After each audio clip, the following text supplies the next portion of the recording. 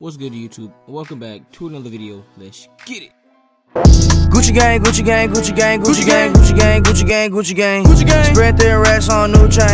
My bitch love do coke.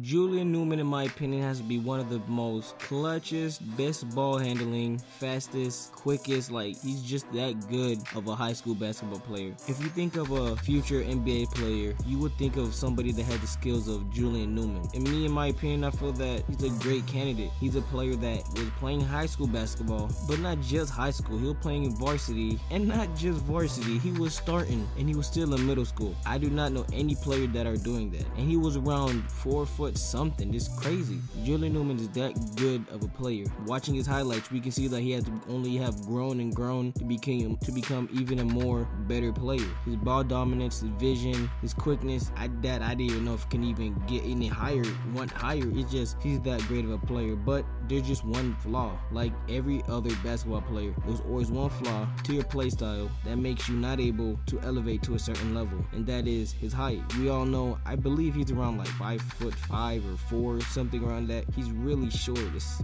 crazy, but he's good and he will kill you regardless. I feel that he will get a scholarship to play in a college, a full ride, but if we're talking about NBA, I don't think so. Watching his defense, you rarely see him get any steals, and if you do, it's not really against great competition. He cannot play against taller players. He just doesn't have the wingspan nor the height to guard anybody. The only reason why Julian Newman plays at such a high caliber is because of his offense. His defensive side is something that no one really puts into account, but can be taken advantage of. But since his offense is so great, it outweighs his defensive side. So many people don't put attention to it. But I promise you, when you go to college, that side is going to come into light. And then when the coaching staff and everybody realize it, they will realize that he's a liability instead of being an upgrade to the team. So you already know he might be playing overseas. And if he plays overseas, I promise you he'll get good money, because he's really an entertaining player.